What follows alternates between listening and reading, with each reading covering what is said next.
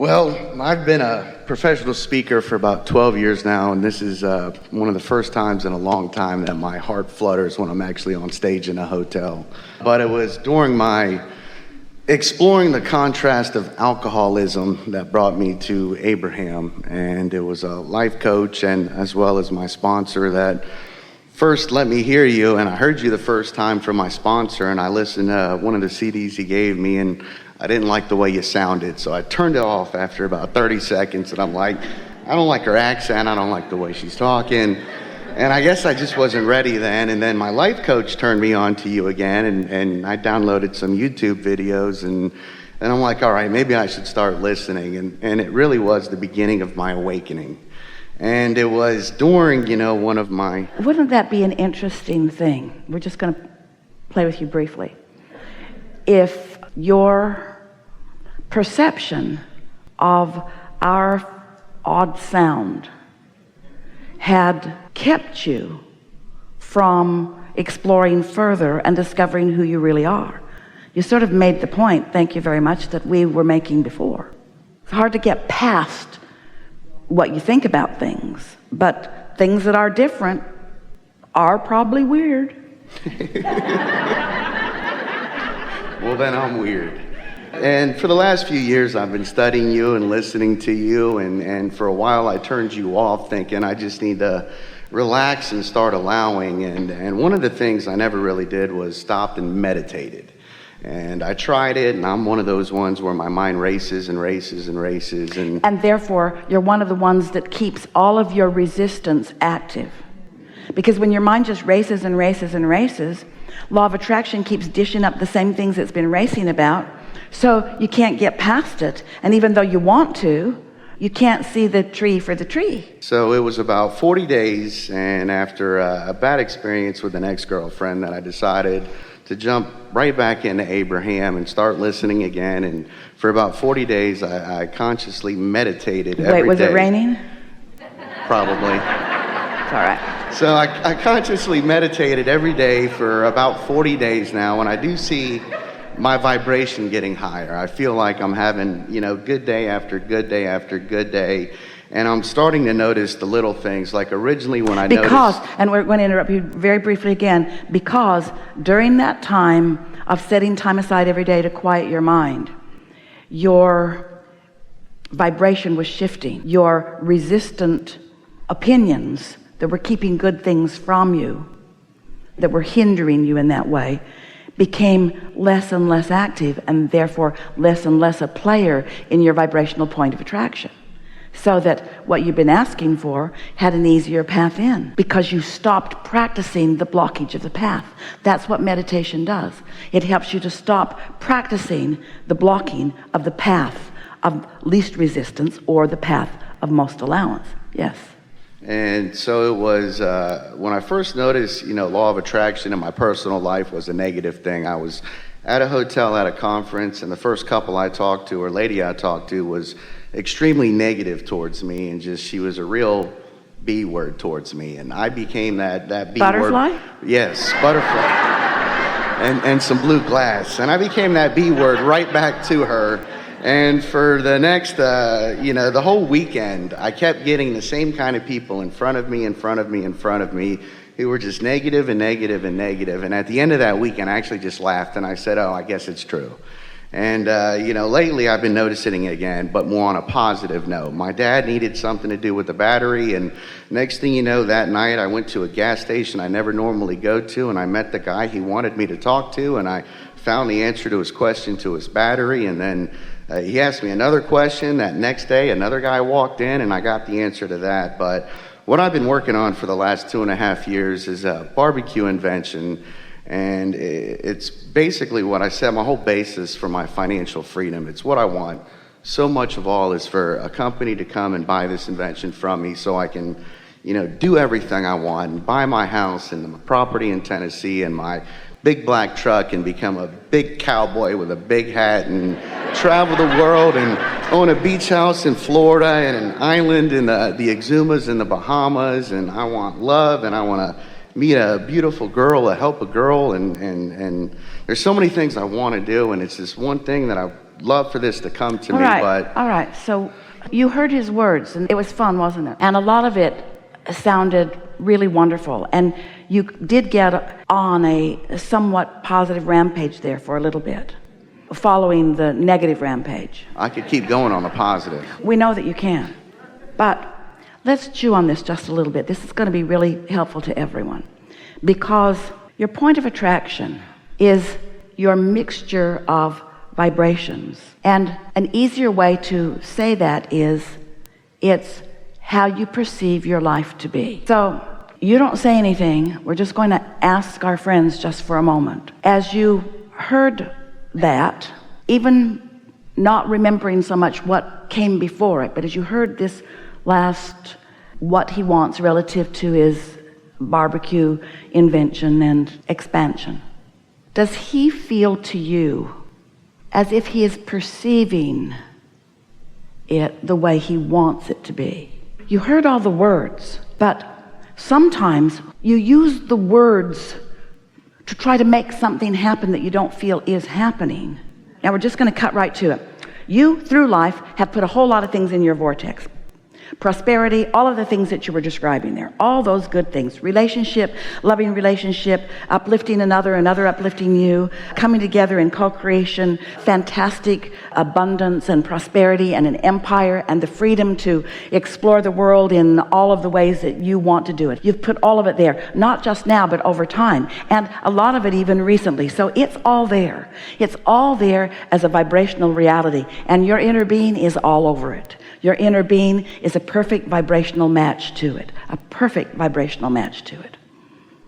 Can you feel how, when you were describing what you want, it was in an effort to be a vibrational match to it, but that somehow, in the very effort of wanting to be the vibrational match to all the things that you wanted, you were actually activating the very resistance that's been the only thing that's keeping you from it anyway? Could you feel it?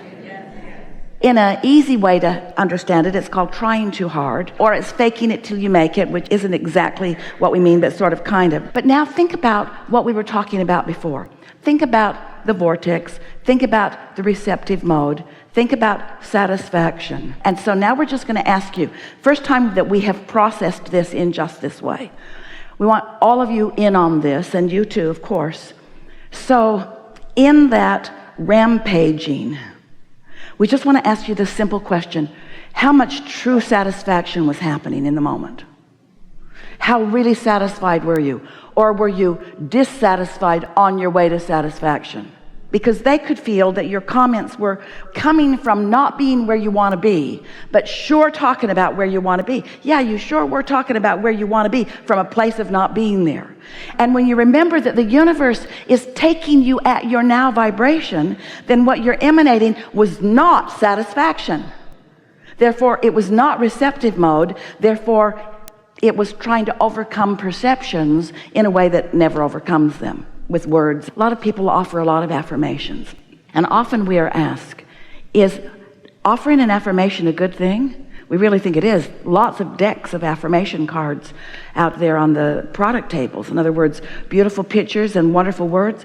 But if you sit and even look through those beautiful decks of cards, some on prosperity, some on physical well-being, every subject that is important to you, relationships, they're all out there. But if you sit and look through those decks of cards that have been particularly culled from everything that we've said about those subjects, that are kissed and blessed with the spirit of source energy, if you sit and look through them from your place of loneliness, from your place of dissatisfaction, from your place of not having what you want, all they do is antagonize you. Which is why people walk out of your seminars and why you didn't want to listen to our recordings. Doesn't matter how much well-being there is, and oh, there's a vortex full of it there for you. You heard that, didn't you? So it is really as simple as this. You don't have to find the how or the way to the financial backing or all of the things that you think are necessary before this thing really kicks into high gear. Because you've already created it, and the universe has already figured out the path for that. All you have to do is not be in the way of the path, which means all you have to do, now you've done all the work. You did all the work in step one. Did we tell you about step one? Step one's when you're living the contrast, and that's when you launch the rocket, and that's when you throw it into the vortex. You did all of the work in step one. You do 100% of your creating, close to it, in step one. Source does the rest. Law of attraction does the rest. Then all you've got to do, oh, you created it. Oh, you want it in your experience. Oh, there's the rub. Abraham, how do I get the money out of the vortex and into my bank account? You do that by being satisfied now. So can you think about that barbecue contraption and experience in its current state and feel satisfaction? Or are there too many unanswered questions for you to feel satisfied? So our question to you is thinking about that barbecue the path of least resistance for you to get into a state of satisfaction, which is the only thing that matters? We didn't say satisfaction about the barbecue. We said satisfaction. We didn't say satisfaction about the girlfriend. We said satisfaction. Can you find anything in this world that you could focus upon, or any way to not focus at all if you can't find anything in the world to focus upon? In other words, if you could find satisfaction, we wouldn't teach meditation, but you can't. You're too full of too many thoughts that too many people have put into your head. You're under the influence of too many opinions that don't let you let in what you want. So that's why meditation is so powerful. When you quiet your mind, you find satisfaction. And you know how we know? Because when you're not thinking about stuff that is unsatisfying, you feel satisfaction. And when you're meditating and not thinking about stuff, then your vibration rises to that place of vibrational satisfaction. So does that mean I have to meditate about 25 times a day? For 40 days and 40 nights.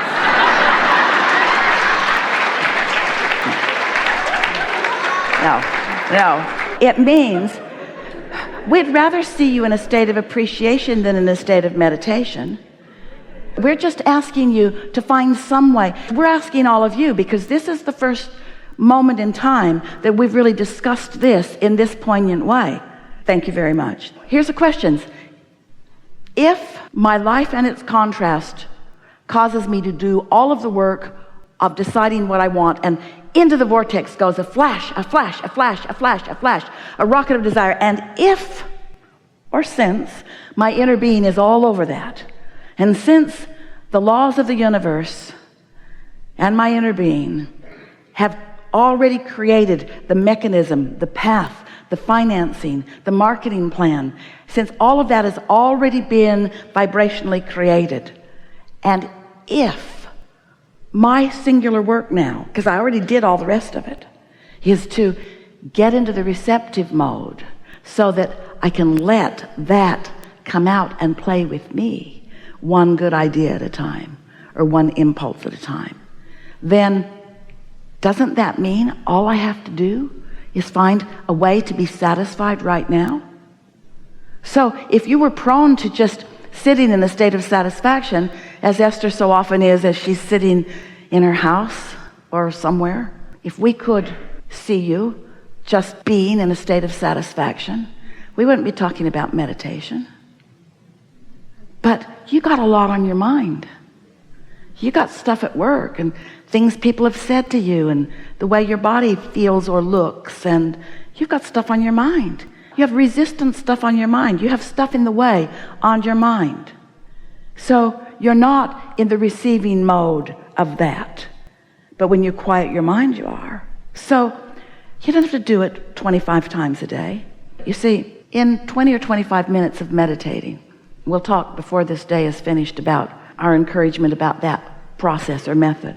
And you manage to focus on something that is so inconsequential, but you're determined to focus upon this inconsequential thing, a sound in the room, a steady sound in the room, or something, even your own breathing. What happens is you take your attention away, and therefore for the moment, not 25 times a day, but for the moment, you've deactivated that resistant belief. And each time you do that, the leverage of alignment is so huge. Just a little bit of detachment or disengagement from those beliefs that are hindering moves you so far down the road toward what you are looking for.